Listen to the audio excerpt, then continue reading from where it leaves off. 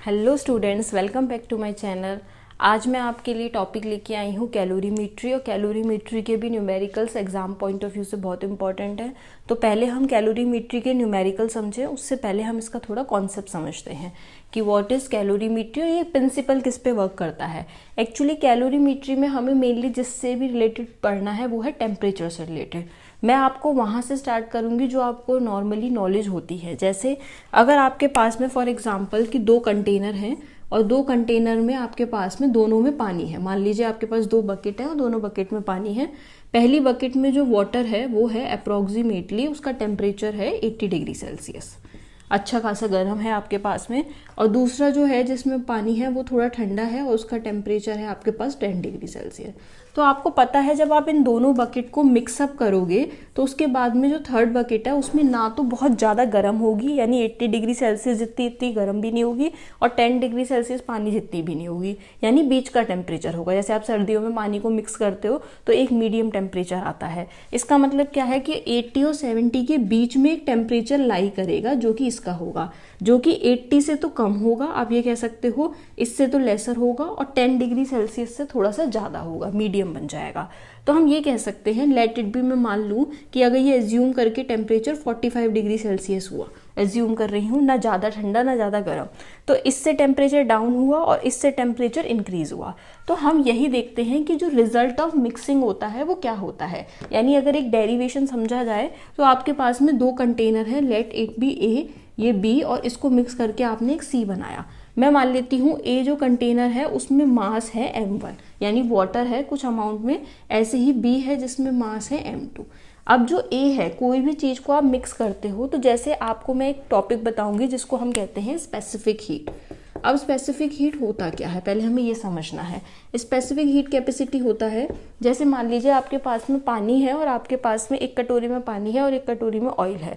जब आप इस दोनों को गर्म करते हो गैस पे तो दोनों बहुत जल्दी गर्म नहीं होते। यानी एक है, जैसे पानी का एक टेम्परेचर होता है जिसको आप बॉइलिंग पॉइंट कहते हो, उस पॉइंट तक जब वो पहुंचता है तब वो बॉइलिंग स्टार्ट होती है, लेकिन एट द सेम टाइम जो ऑयल है वो जल्दी बॉयल हो जाता है। इसका मतलब हर एक सब्सटेंस को कुछ अमाउंट ऑफ हीट चाहिए होती है ताकि उनका एक एक डिग्री सेल्सियस टेम्परेचर बढ़े। यानी हर एक सब्सटेंस में किसी को ज़्यादा चाहिए होती है हीट, किसी को कम चाहिए होती है, ताकि वो अपने बॉइलिंग पॉइंट तक पहुंच सके।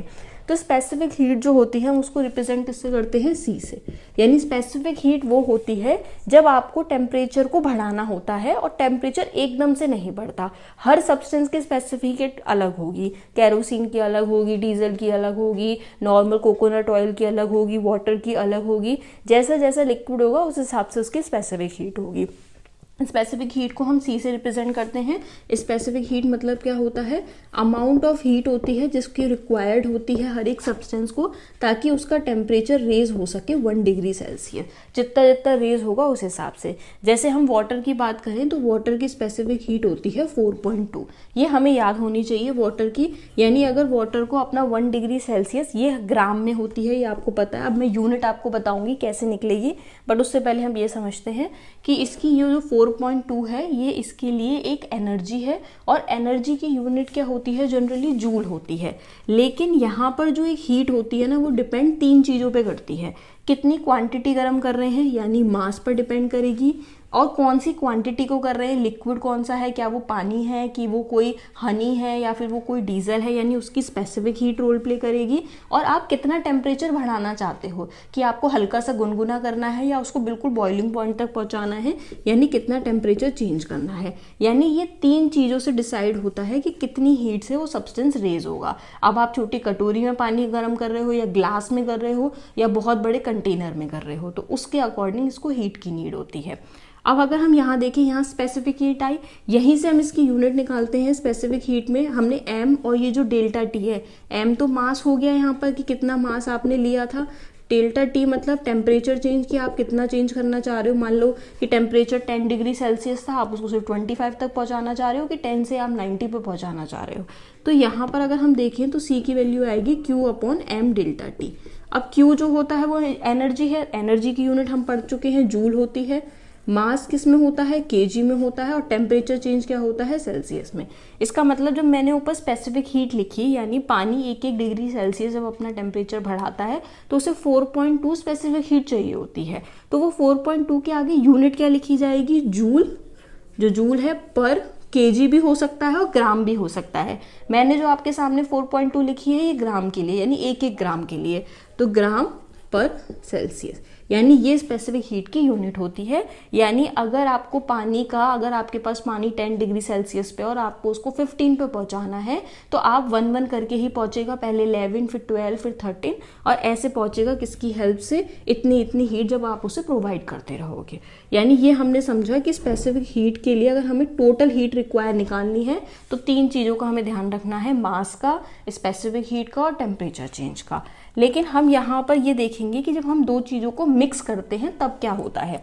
जैसे ये क्वांटिटी है पहली, इस क्वांटिटी को मैंने मान लिया इसमें पानी था और इधर यहाँ पर जो था आप मान लो कोई ऑयल था, आप उन दोनों को मिक्स करके कुछ एक टेम्परेचर अचीव करना चाह रहे हो। नहीं तो यहाँ पर भी वाटर है और आप मान सकते हो यहाँ भी वाटर है, क्वांटिटी अलग अलग है, ये ज़्यादा है ये कम है। तो ये जो है इसका टेम्परेचर मैंने 80 माना था, मैं मान लेती हूँ लेट इट बी, जो इसका टेम्परेचर है वो T1 है। ठीक है, ये भी वाटर है ये भी वाटर है, तो दोनों की स्पेसिफिक हीट CW, इधर भी इसकी स्पेसिफिक हीट मान ली हमने CW। इसका टेम्परेचर डिफरेंट है, आप मिक्स कर रहे हो तो इसका टेम्परेचर मान लो T2। हम 10 और 80 नहीं ले रहे, हम एज्यूम कर रहे हैं कि इसका टेम्परेचर T1 है, कुछ भी हो इसका T2। मिक्स करके एक टेम्परेचर बनेगा। तो हम देखते हैं ये मिक्सिंग से होगा क्या। जब 2 चीज़ें एक दूसरे से मिक्स होती हैं तो आपको पहले हीट का कॉन्सेप्ट समझना है। हीट क्या होती है, हीट हमेशा हाई टू लो में ट्रांसफ़र होती है। यानी अगर आपके पास मान लीजिए एक हाथ है जो तो हल्का गर्म है और आपने ऐसे हाथ में टच किया जो बहुत मतलब वो ठंडा था, तो हमेशा हीट हमेशा हायर टू लोअर फ्लो करेगी। तो इस केस में होता क्या है, ये प्रिंसिपल कहता है हीट जितना भी लॉस करती है, कोई भी हॉट बॉडी जितना भी हीट लॉस करेगी, heat loss by hot body जितना भी करेगी उतनी ही हीट जाती है कोल्ड बॉडी के पास में, यानी heat gain by cold body. अब हम यहाँ देखते हैं कि ये जो हॉट बॉडी है, जैसे यहाँ पे 80 डिग्री सेल्सियस है जो एज्यूम कर रहे थे, जिसको T1 माना, ये जो है ये गर्म हॉट बॉडी है और ये क्या है, ठंडी।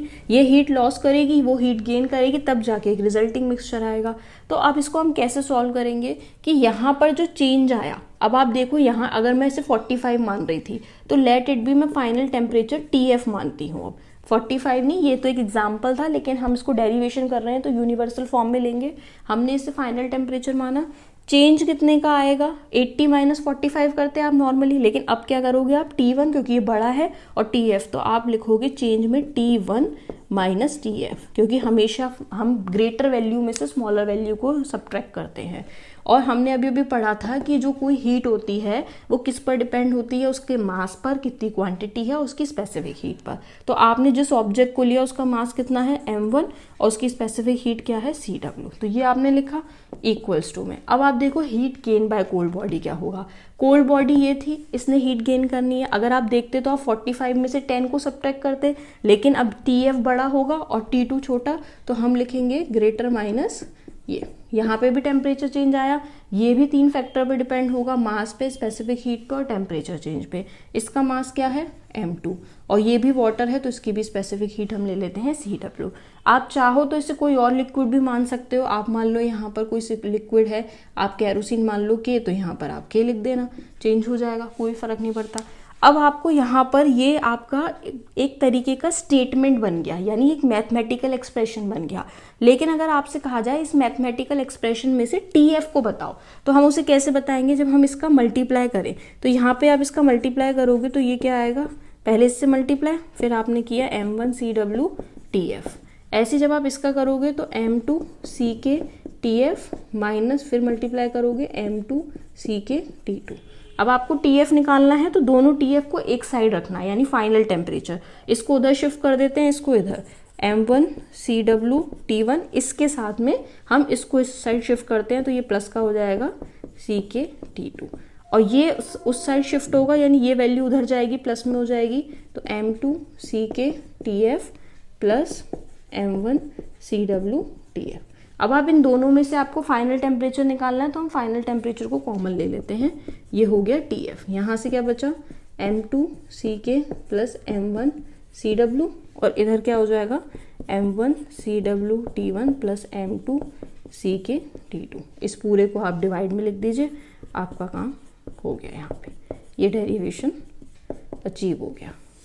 कभी कभी आपके पेपर में कहा जाता है कि आप इसको डिराइव करिए, तो आपको ये डिराइव आना चाहिए। हम इस पे अभी कुछ कॉन्सेप्ट्स करेंगे न्यूमेरिकल बहुत इजीली, पर पहले हमें ये देखना है कि फाइनल टेम्परेचर निकाला कैसे जाता है, जिसमें मास का भी रोल है, स्पेसिफिक हीट क्या है। हर एक सब्सटेंस को अपने टेम्परेचर को रेज करने के लिए कुछ पर्टिकुलर अमाउंट ऑफ हीट चाहिए होती है, वही उसकी स्पेसिफिक हीट होती है। हमें वाटर की याद रखनी है, ग्राम में 4.2 है, और अगर आप इसे केजी में लेते तो ये 4200 हो जाती। और उसके बाद टेम्परेचर चेंज है कि आप कितना टेम्परेचर चेंज करना चाहते हो, यानी ये पूरा टेम्परेचर से रिलेटेड डीलिंग है, और ये आपका पहला डेरिवेशन है। अब मैं आपको स्टार्ट करूंगी न्यूमेरिकल, जो कि इसके बाद आएगा। देखिए क्वेश्चन 1 में लिखा हुआ है 200 gram of hot water at 80 degree Celsius is added to 300 gram of cold water. यानी आपके पास में एक हॉट वाटर है और एक साइड कोल्ड वाटर है। हॉट वाटर की क्वांटिटी है आपके पास में 200 ग्राम और कोल्ड वाटर की क्वांटिटी है आपके पास में 300 ग्राम। आपने दोनों साइड वाटर को मिक्स किया है तो दोनों की स्पेसिफिक हीट सेम होगी। अभी आपको मैंने बताया था स्पेसिफिक हीट हमें वाटर की याद रखनी है। अगर ग्राम में है तो हम ग्राम में ले लेंगे 4.2 जूल पर ग्राम पर केल्विन, और इधर भी हम ले लेंगे 4.2 जूल पर ग्राम पर केल्विन। अब यहाँ पर हमने क्या किया, जो 200 ग्राम हॉट वाटर था उसका टेम्परेचर इन्होंने दे रखा है 80 डिग्री सेल्सियस, और जिस ठंडे पानी में आपने मिक्स किया है उसका टेम्परेचर दे रखा है इन्होंने 10 डिग्री सेल्सियस। हमें इन दोनों को मिक्स करके एक फाइनल टेम्परेचर लाना है, और वही हमसे फाइनल टेम्परेचर पूछा जा रहा है। तो जितना hot body principle of calorimetry क्या कहता है, जितना हीट लॉस की होगी किसने, हॉट बॉडी ने, उतना ही हीट गेन करी होगी कोल्ड बॉडी ने। क्योंकि ये इसमें हमेशा हमें ये अज्यूम करना होता है कि जो कंटेनर है वो कोई भी हीट को एब्जॉर्ब नहीं कर रहा है, सारी की सारी हीट वाटर में ही एक्सचेंज हो रही है। तो heat gain by cold body. अब हम देखते हैं जो हॉट बॉडी है, यानी जिसको Q से हीट को रिप्रेजेंट किया जाता है, वो कैसे निकालते हैं। Q इक्वल्स टू हमें पता है मास पर डिपेंड होता है, स्पेसिफिक हीट पे होता है, टेम्परेचर चेंज पे।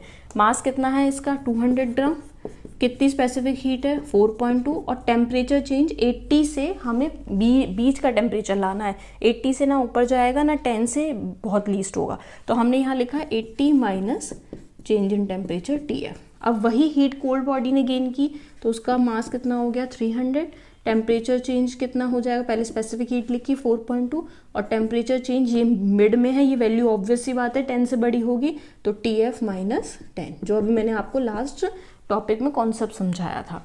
4.2 से 4.2 कट हो गया, यहाँ पर ये 2 0 से 2 0 कट हो गए, 280 माइनस फाइनल टेम्परेचर जिसको TF माना है, और 3 फाइनल टेम्परेचर माइनस 10। तो हम यहाँ देखते हैं 160 2F, ये हो गया 3TF माइनस 30। आपने जब इसको इधर शिफ्ट किया तो ये क्या हो जाएगा 190, और ये उधर शिफ्ट हो जाएगा 5TF। यहाँ से जब आप फाइनल टेम्परेचर निकालोगे तो वो 190/5 आएगा, 5 3 जा 15 हो गया, 40 5 8 जा 40, यानी आपका टेम्परेचर आ गया 38 डिग्री केल्विन, या फिर आप इसे सेल्सियस लिखे तो ज़्यादा बेटर है। तो यानी आपको फाइनल टेम्परेचर मिल गया। यानी हमने एक कॉन्सेप्ट कैलोरीमेट्री का समझा, और उससे हमने एक इजी सा न्यूमेरिकल था, आपने 2 वाटर को मिक्स किया था और आपको फाइनल टेम्परेचर पूछा था। अब हम मूव ऑन करते हैं अपने नेक्स्ट क्वेश्चन पे। Okay, see question number 2। यहाँ लिखा है 1 kg of water is contained in 1.25 kilowatt kettle, calculate the time taken for the temperature of water rises from 25 to its boiling point 100 degree Celsius. मतलब आपके पास एक kettle है जो 1 kg of water contain कर रही है, आपको उस केटल का 1 kg ऑफ वाटर को 25 डिग्री सेल्सियस से 100 डिग्री सेल्सियस टेम्परेचर तक पहुंचाना है, और उस वो केटल की जो पावर कंजप्शन है वो है 1.25 किलोवाट। अब आपको बताना है कितना टाइम लगेगा उस टेम्परेचर को बढ़ने में। तो सबसे पहले हम समझते हैं पावर क्या होता है, वर्क अपॉन टाइम। ये हम पढ़ चुके हैं वर्क पावर एनर्जी में, ऑलरेडी सबको पता होगी। तो पावर इक्वल्स टू वर्क मतलब क्या होता है, एक तरीके से काम करना, काम मतलब एनर्जी। आपके पास जितना काम करोगे आपकी उतनी एनर्जी, तो आप इस वर्क की जगह अगर एनर्जी लिख दो तो भी कोई इशू नहीं है। और एनर्जी को हम रिप्रेजेंट किससे करते हैं, Q से, यानी पावर इक्वल्स टू Q/T, बिल्कुल सही। अब आपको पता है स्पेसिफिक हीट यूज होगी, यहाँ पर आपको टेम्परेचर को बढ़ाना है, तो यहाँ पर पावर Q की जगह क्या आ गया, MC ΔT। ये ΔT टेम्परेचर के लिए है, और यहाँ पर जो टी है मैं इसे T1 लिख लेती हूँ, ये है टाइम के लिए, ये कितना टाइम कंज्यूम होगा। पावर कितनी है 1.25, जिसको किलोवाट में वॉट में बदलने के लिए हम क्या करेंगे, मल्टीप्लाई बाय 1000। मास कितना है इसका 1 kg में है, तो स्पेसिफिक हीट भी हम kg में ही लेंगे, जो कि कितनी होती है 4200 वाटर की। और टेम्परेचर चेंज हमें 100 से कितना करना है 25 अपॉन टेम्परेचर। टाइम तो हमें नहीं पता, वही टाइम हमसे पूछा है। यहाँ पे हमने इसको सॉल्व किया, यहाँ पर आ गया आपका 1250, यहाँ पे आया 4200 इंटू 75 टाइम 1। अब टाइम को इधर लिख लिया हमने और वो चला गया डिनोमिनेटर में, और आपने जब इसे सॉल्व किया तो आपका आंसर आ गया 5 से ये 3 जा और 5 से 84 इंटू 3, यानी यहाँ से आपको पता लग गया। लेकिन आपको ये जो टाइम पता लगेगा ना, क्योंकि आपने केजी लिया है ना, तो आपको ये पूरा टाइम मिनट्स में पता लगेगा, यानी 4 3 जा 12 252 मिनट्स। आप चाहो तो इसे आप सेकंड्स में भी बदल सकते हो, लेकिन यहाँ पर आपका ये मिनट्स में नहीं होगा, ये आवर्स में होगा। ओके, अब हम स्टार्ट करते हैं क्वेश्चन थर्ड। इसमें लिखा है a piece of iron of mass 2 kg has a heat capacity of 966 joule per kg। Find heat needed to warm it by 15 degree Celsius. और second part specific heat capacity in SI unit. सबसे पहले हम समझते हैं ये जो यहाँ पे हीट कैपेसिटी लिखा है इसका मतलब क्या है। हीट कैपेसिटी का एक्चुअल में मतलब क्या होता है, सबसे पहले हम ये समझते हैं हीट कैपेसिटी को रिप्रेजेंट किससे करते हैं। इसे या तो कैपिटल C डैश से करते हैं, या फिर आप चाहो तो आप इसे H से कर दो। हीट कैपेसिटी होता क्या है, ये रेशियो होता है जो भी टोटल हीट एब्जॉर्ब हुई है with respect to temperature change, मतलब total heat absorb with respect to temperature change, इसे हीट कैपेसिटी कहते हैं। अगर हम जनरली देखें तो Q इक्वल्स टू क्या होता है, हम पढ़ चुके हैं स्पेसिफिक हीट से MC डेल्टा T, और नीचे क्या है टेम्परेचर चेंज। अगर हम इसे कैंसिल कर दें तो हीट कैपेसिटी का फॉर्मूला एक्चुअल में M इंटू C होता है। C क्या है यहाँ पर, स्पेसिफिक हीट कैपेसिटी। अब आपसे क्या कहा है, एक आयरन है जिसका मास 2 kg है, उसकी हीट कैपेसिटी 966 है। इसका मतलब हमें H की वैल्यू दे रखी है 966 जूल पर kg, जिसको आप ये भी कह सकते हो कि ये MC की वैल्यू दे रखी है। अब आपसे पूछा है heat needed to warm it by 15 degree Celsius. अगर आप उसको 15 डिग्री सेल्सियस तक हीट प्रोवाइड करो, कितनी हीट प्रोवाइड करोगे कि वो 15 डिग्री सेल्सियस तक पहुंच जाए। तो हम सबसे पहला पार्ट सॉल्व करते हैं, हमें हीट निकालनी है यानी Q, और Q इक्वल्स टू होता क्या है MC डेल्टा T, जिसमें MC की वैल्यू हमें ऑलरेडी दे रखी है 966, और कितने टेम्परेचर से हमें इसे रेस करना है 15 से। तो यहाँ पर हम इसे सॉल्व करेंगे अभी। फिर हम देखते हैं सेकेंड पार्ट में बोला स्पेसिफिक हीट कैपेसिटी बतानी है SI यूनिट में। सबसे पहले हम देखते हैं कि हमें गिवन क्या था, हमें गिवन था H इक्वल्स टू MC, जिसमें H की वैल्यू कितनी गिवन थी 966, और ये हीट कैपेसिटी कितने मास के लिए थी, वो था 2 kg। तो हमने यहाँ से 2 kg निकाला, लिखा मास की जगह, और सीधे हमारी वैल्यू आ गई 483। आगे लिखा हुआ है SI यूनिट। SI यूनिट क्या होती है इसकी, हम पढ़ चुके हैं जूल पर kg पर केल्विन। तो ये हो गई हमारी वैल्यू स्पेसिफिक हीट की, और हम इसे भी मल्टीप्लाई कर लेते हैं।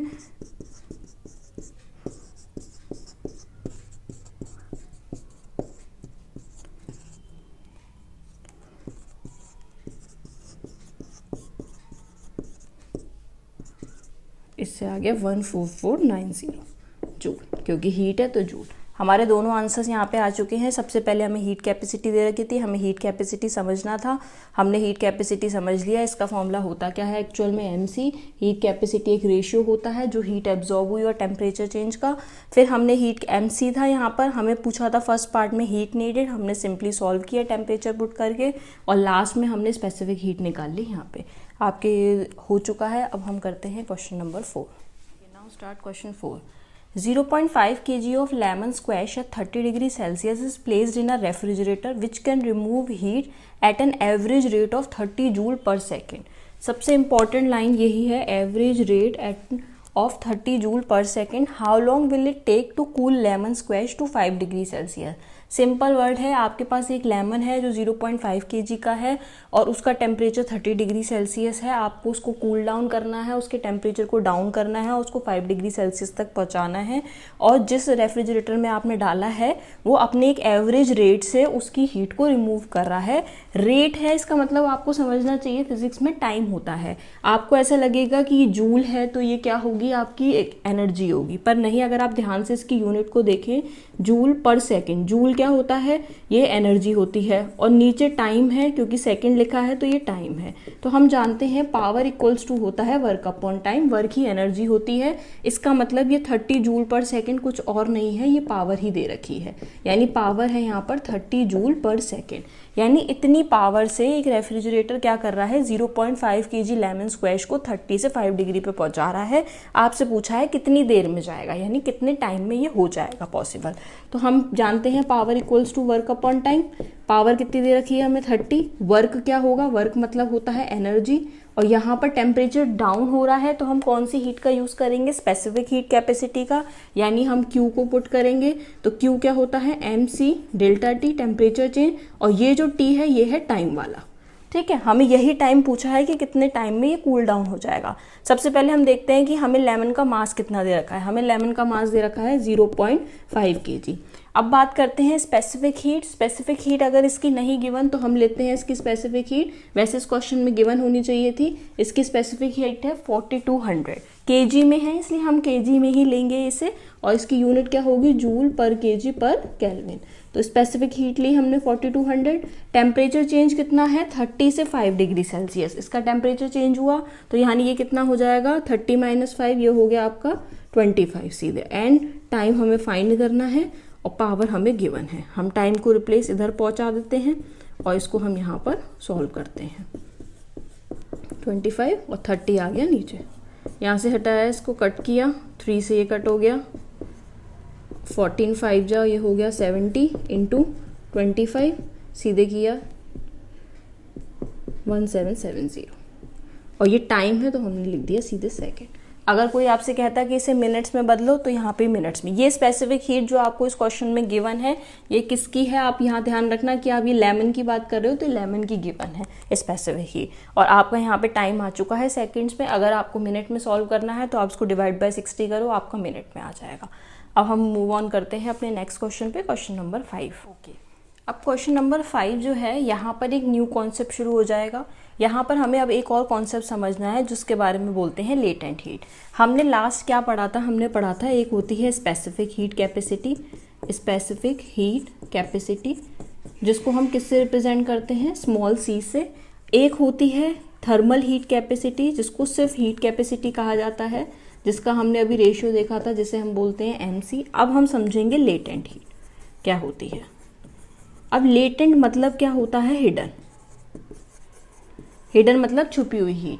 आपको ऐसा लगेगा कि आप किसी चीज को हीट दे रहे हो फिर भी उसका टेम्परेचर राइज नहीं हो रहा, तो आपको लगेगा ये हीट जा कहाँ रही है। इसका मतलब है उसका जो एक्चुअल में जो फिजिकली वो आपको ऑब्जर्व नहीं हो रही, इसलिए हम इसे हिडन हीट कहते हैं।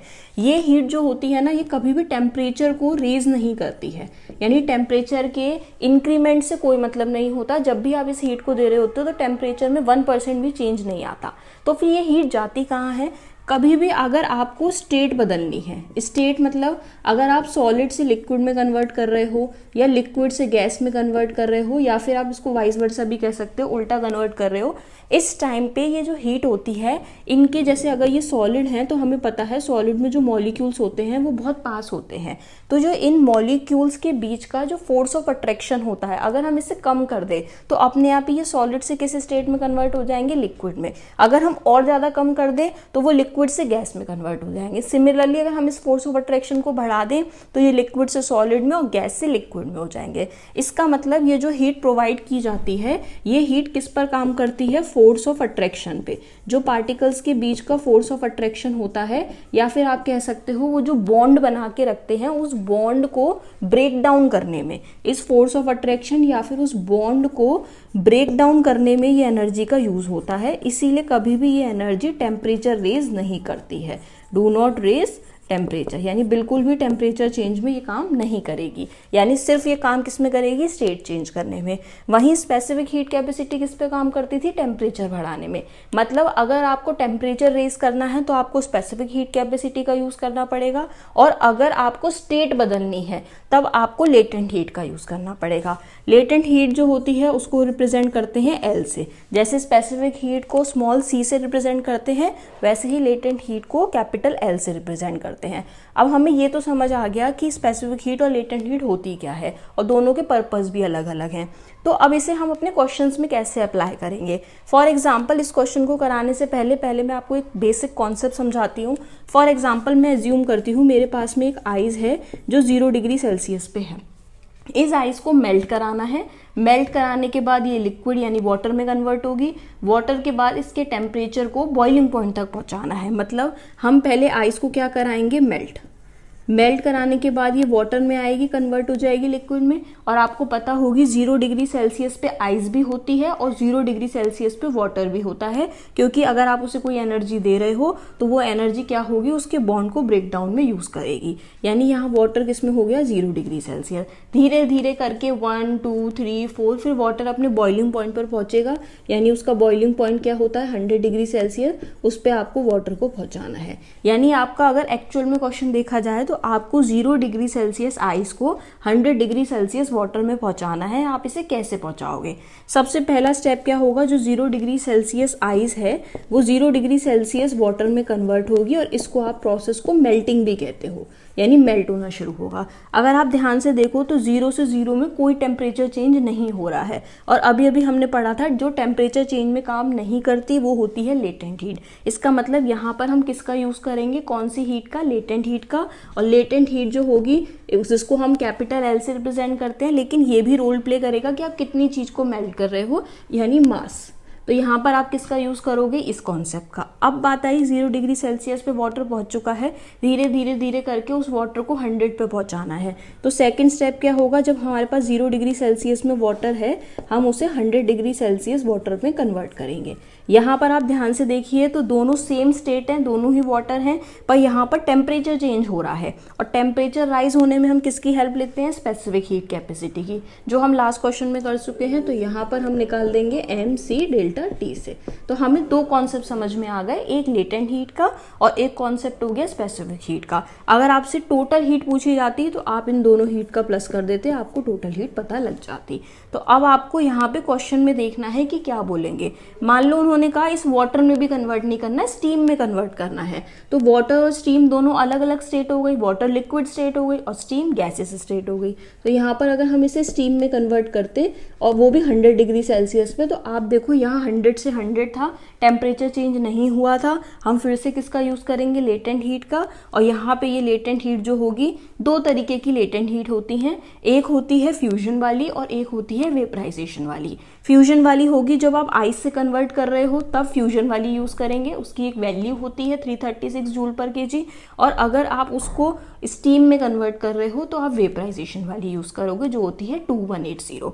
दोनों वैल्यू फिक्स हैं, कभी क्वेश्चन में गिवन होती हैं, अदरवाइज आपको एटलीस्ट आइस वाटर इस केस की तो आपको याद होनी ही चाहिए। तो यहाँ पर हमने कॉन्सेप्ट समझा कि दो तरीके की हीट यूज होंगी, एक होगी स्पेसिफिक हीट और एक होगी लेटेंट हीट, और दोनों का पर्पस अलग है। अगर टेम्परेचर से इंक्रीमेंट हो रहा है तो हम स्पेसिफिक हीट का यूज करेंगे, जिसको स्पेसिफिक हीट कैपेसिटी कहा जाता है। और अगर टेम्परेचर चेंज नहीं हो रहा है तब हम लेटेंट हीट का यूज करेंगे। अब हमने ये समझ लिया, तो अब हम अपने क्वेश्चंस पे जाएंगे, लेकिन हम इस क्वेश्चन को अच्छे से रीड आउट करते हैं।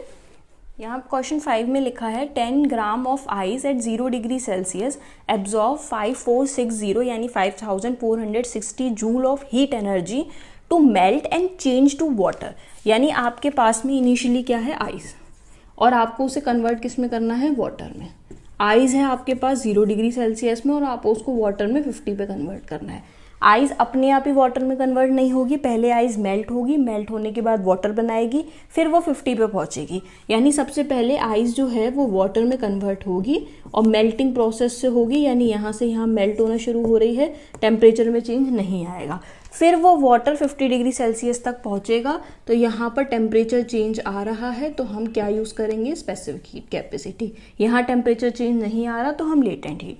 तो हम फर्स्ट देखते हैं, अगर हम यहाँ से यहाँ जाते हैं तो हमें लेटेंट हीट की हेल्प लेनी पड़ेगी, यानी आप ml बोलोगे, और फिर जब आप 0 से 50 पे जाओगे तो टेम्परेचर चेंज होगा, तो आप mc डेल्टा t।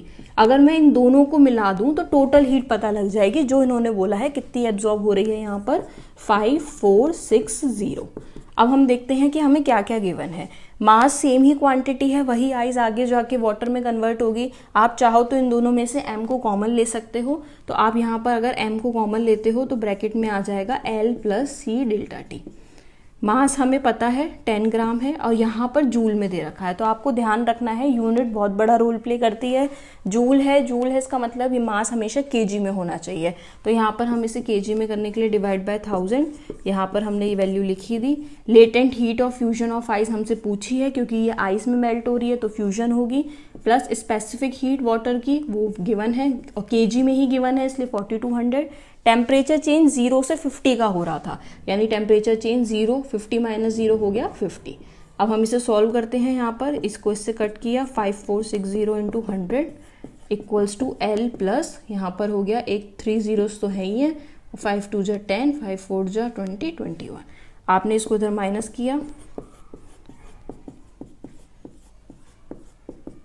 अब आप ध्यान से देखो 3 0 तो यही होगा, उसके बाद में यहाँ से कट हुआ 413, 336, ये आ गई आपकी लेटेंट हीट। अगर आपको लेटेंट हीट की यूनिट नहीं समझ में आ रही तो आप लेटेंट हीट की यूनिट इससे भी निकाल सकते हो। Q मतलब होता है जूल और मास मतलब क्या है केजी। अगर आप इसको डिवाइड में ले जाओ तो आपको लेटेंट हीट की यूनिट पता लग जाएगी जूल पर केजी, यानी ये है जूल पर केजी में, और आपको लेटेंट हीट मिल गई। बहुत इजीली हमने इस क्वेश्चन को समझ लिया कि हमें क्या दे रखा था और हमें किस में कन्वर्ट करना था। हमें दो कॉन्सेप्ट का यूज किया और आराम से इस क्वेश्चन को सॉल्व किया। अब हम एक और क्वेश्चन करते हैं, क्वेश्चन नंबर 6। सी क्वेश्चन नंबर 6 में लिखा है find the result of mixing 10 gram of ice eight -10 degree Celsius with 10 gram of water eight 10 degree Celsius. मतलब हमारे पास में मान लीजिए ये कंटेनर है, इसमें वाटर है, ठीक है, और वो वाटर जो है वो कितना है 10 ग्राम है और उसका टेम्परेचर 10 डिग्री सेल्सियस है। इसमें आपने एक आइस क्यूब मिक्स करी है और आइस क्यूब जो है उसका मास भी 10 ग्राम है, उसका टेम्परेचर है -10 डिग्री सेल्सियस। क्योंकि ऑब्वियस सी बात है 0 तक ही आइस होगी, क्योंकि उसका मेल्टिंग पॉइंट वहीं से फिर जैसे ही कन्वर्ट होगी वो वाटर में हो जाएगी, यानी उससे लो टेम्परेचर पे वो सॉलिड स्टेट में ही रहेगी आइस में। अब आपने आइस डाली है तो ऑब्वियस सी बात है कि आइस जो है वो अपनी जितनी भी हीट होगी, जैसे आइस को मेल्ट होना है तो वो अपने एटमॉस्फेयर में से हीट लेगी और धीरे धीरे मेल्ट होगी। सिमिलरली ये जो वाटर है धीरे धीरे ये क्या होगा, ठंडा होना शुरू होगा, तो इसका टेम्परेचर डाउन होगा। अब हम यहाँ देखते हैं कि जब हमारे पास आइस थी जो कि -10 डिग्री सेल्सियस पे थी, उस आइस को हमने मिक्स किस में किया था, वाटर में किया था, और वाटर जो था वो कितने टेम्परेचर पे था, 10 पे। सबसे पहले हम देखते हैं कि क्या आइस जो है वो पहले आइस धीरे धीरे मेल्ट होगी, तो हमें पता है आइस जो है वो 0 डिग्री सेल्सियस तक पहले पहुंचेगी, उसके बाद मेल्ट होगी। तो सबसे पहले हम आइस को 0 डिग्री सेल्सियस पे पहुंचाएंगे, यानी आइस धीरे धीरे 0 पे पहुंची, फिर 0 से आइस धीरे धीरे करके मेल्ट होना शुरू हो जाएगी। ठीक है, मेल्ट होने का मतलब है यहाँ पर क्या हो जाएगी, वो वाटर में कन्वर्ट हो जाएगी। जैसे ही वो वाटर में कन्वर्ट होगी, उधर यहाँ से तो ये जो पूरी हीट थी ये कौन ले रहा था, ये सारी आइस ले रही थी अपने आप को मेल्ट करने के लिए, लेकिन ले किससे रही थी, उस वाटर से ले रही थी, यानी वाटर अपनी हीट को लॉस करेगा। यहाँ जितना भी प्रोसेस हो रहा था इसमें जो हीट थी वो एब्जॉर्ब करी जा रही थी। किससे, कौन एब्जॉर्ब कर रहा था, आइस कर रही थी। क्यों कर रही थी, ताकि वो धीरे धीरे करके मेल्ट हो सके। उधर वाटर जो है वो हीट को क्या कर रहा था, रिमूव कर रहा था, यानी आप कह सकते हो हीट को लॉस कर रहा था ताकि आइस उसे ले सके। तो यहाँ पर हीट लॉस की जा रही थी। और वाटर ज्यादा से ज्यादा किस टेम्परेचर तक रह सकता है, 0 तक। अब हम देखते हैं यहाँ पर जो प्रोसेस है क्या चलेगा, -10 से 0 टेम्परेचर चेंज। टेम्परेचर चेंज तो हम किसका यूज करेंगे, mc डेल्टा टी। 0 से 0 नो चेंज इन टेम्परेचर, हम किसका यूज करेंगे, लेटेंट हीट। यानी आइस ने यहाँ पर क्या किया, mc delta T plus ml, उसको इतनी हीट की जरूरत है। और ये हीट उसे मिलेगी कहाँ से, वाटर से मिलेगी। वाटर देखते हैं कितनी हीट लॉस करेगा, यहाँ से यहाँ तक में 10 से 0 में टेम्परेचर चेंज हो रहा है, यानी यहाँ पे वाटर क्या लेगा, लेकिन यहाँ पर मास भी वाटर का होगा, स्पेसिफिक हीट भी वाटर की होगी, और टेम्परेचर यहाँ पर आइस की बात हो रही है। इसका मतलब बाय प्रिंसिपल ऑफ कैलोरीमेट्री जितना हीट लॉस वाटर ने किया उतना ही हीट एब्जॉर्ब किसने करी, आइस ने। अब हम यहाँ पर ये आइस की बात है और यहाँ पर ये वाटर की है। सबसे पहले हम आइस देखते हैं। आइस के बारे में हमें क्या पता था, आइस का मास पता था, दोनों ही आइस के टर्म्स में है। हम इसमें से मास कॉमन ले लेते हैं, c delta T plus l, और यहाँ पर क्या हो जाएगा, m जो है वाटर का मास कितना गिवन था 10, तो यहाँ पर 10 लिखा। स्पेसिफिक हीट है, अगर हमने यहाँ पर ग्राम में लिया है तो यहाँ यूनिट भी ग्राम में ही लेंगे, वो है 4.2। और टेम्परेचर चेंज कितना है, 10 से 0 पे जा रहा है यानी 10। यहाँ पर बात करते हैं मास की, तो यहाँ पर हम किसका मास लेंगे, आइस का मास कितना है 10। स्पेसिफिक हीट यहाँ पर क्या है, क्योंकि आइस धीरे धीरे करके मेल्ट हो रही है तो हम आइस की लेंगे जो गिवन है क्वेश्चन में 2.1। और टेम्परेचर चेंज आइस -10 से 0 है, इसका मतलब 10 का चेंज आ रहा है, हमें हमेशा फाइनल माइनस इनिशियल करते हैं, तो यहाँ पर भी 10 आ गया। प्लस लेटेंट हीट, ये आइस की लेंगे जो गिवन है हमें क्वेश्चन में 336। अब यहाँ पर हमने क्या किया, 10 पॉइंट हटाएंगे, 210 plus 336 equals to 10 into 4.2 into 10। अब आप सोचोगे इसमें गिवन तो सब कुछ है, तो फिर हम निकाल क्या रहे हैं, हम चेक करते हैं क्या हमारा राइट साइड लेफ्ट साइड के इक्वल आ भी रहा है कि नहीं। आइस को मेल्ट होने के लिए जितनी नीड है क्या उतना हो पाया, तो पहले हम LHS को सॉल्व करते हैं। अगर ये हीट उसके बराबर हो जाती है तब तो पानी जितनी भी हीट जो थी जो दे रहा था आइस को मेल्ट होने के लिए, पूरी आइस मेल्ट हो जाएगी। बट अगर पानी इतनी हीट ही नहीं दे पा रहा कि आइस मेल्ट हो पाए, तो आइस का कुछ मास होगा जो मेल्ट होगा और थोड़ा बहुत क्यूब बचा रहेगा। पहले हम इसे चेक करते हैं, यहाँ पर कितना आएगा 10, और यहाँ पर आपका इसको क्या हो गया 336 है, 6 4 5 5 4 6 0। ये तो हीट किसको चाहिए, आइस को चाहिए अपने आप को मेल्ट करने के लिए। और अगर हम इधर से रिड्यूस करें तो यहाँ से हमें 420, कितनी कम हीट मिल रही है, यहाँ पर चाहिए 546। इसका मतलब है पूरी की पूरी आइस जो है वो मेल्ट नहीं हो पाई। अब अगर नहीं हो पाई तो फिर हम क्या करेंगे यहाँ पर, अब हम यहाँ देखते हैं कि ये mc डेल्टा टी था जो -10 से 0 था, आइस 0 तक पहुँच पा रही है, उसमें कितना चाहिए, अगर आप इसको मल्टीप्लाई करते 2100 आता, यानी mc delta T plus ml।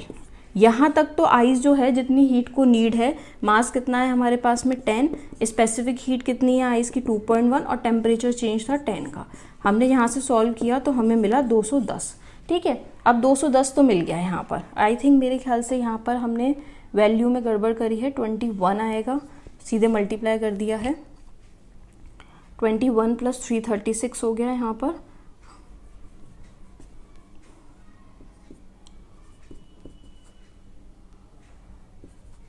3570। अभी भी हीट बराबर नहीं है, अगर हम कैलकुलेशन में देखें तो अभी भी यहाँ पर हीट जो है वो 420 के बराबर नहीं है। तो हम सबसे पहले देखते हैं, यहाँ से यहाँ 210 चाहिए और वाटर कितना दे रहा है टोटल 420, यानी ये तो काम हो ही जाएगा। अब आगे में प्रॉब्लम आ रही है, यानी -10 से 0 तक तो आइस पहुँच पा रही है लेकिन मेल्ट नहीं हो पा रही। तो मेल्ट नहीं हो पा रही तो हमने उसका मास मान लिया m।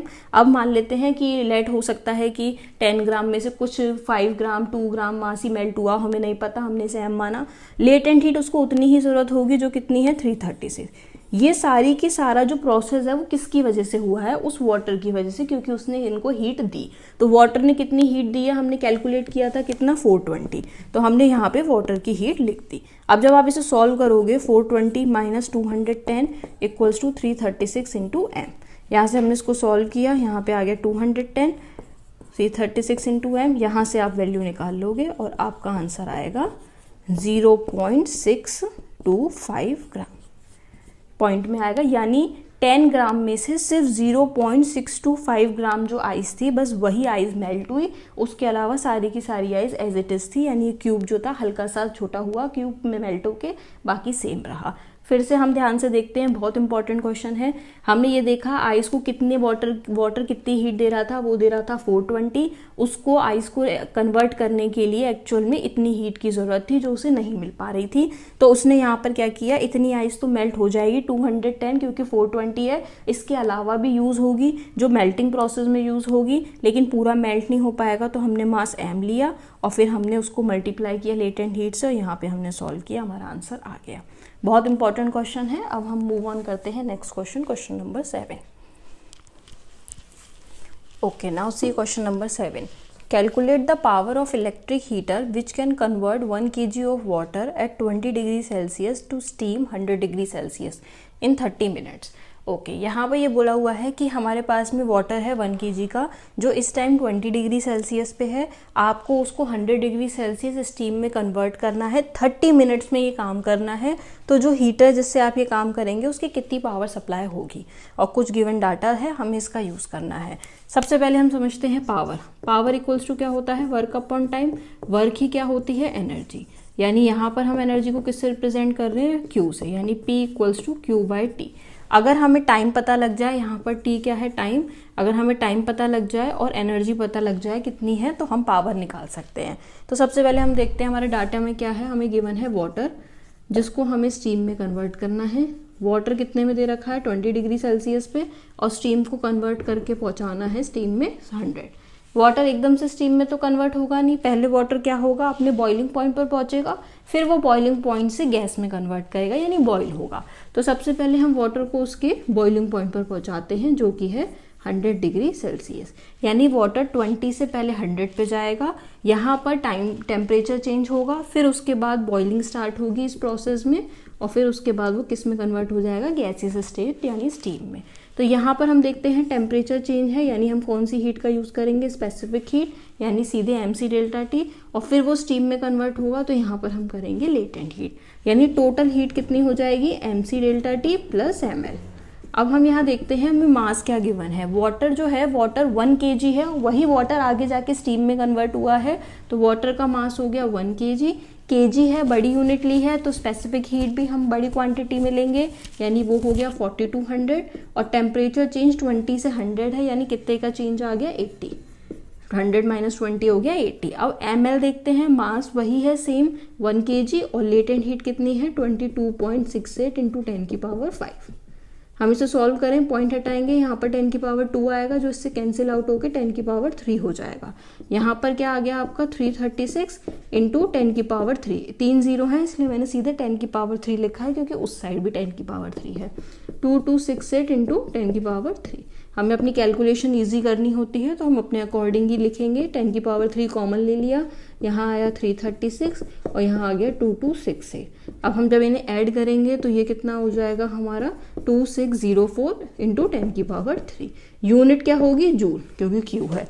अब क्यू पता लग गया, अब हम आराम से टाइम पावर भी पता लगा लेंगे। 2604 इंटू 10⁻³ यानी 3 zeros, और टाइम कितना है, 30 मिनट्स। मिनट्स में हम लेंगे नहीं, क्योंकि वो जूल में है, तो हम इसे सेकंड्स में कन्वर्ट करेंगे। 1 मिनट में 60 सेकंड होते हैं, तो 30 मिनट में इंटू 60। यहाँ से इसे कैंसिल आउट किया, 2 के टेबल से इसे कट किया, यहाँ पे कितना आ गया आपका 13020/9। जब हम इसे इससे डिवाइड करेंगे, अप्रॉक्सीमेटली पॉइंट में आंसर आएगा, हम चेक करते हैं। ये हो गया 40, 36,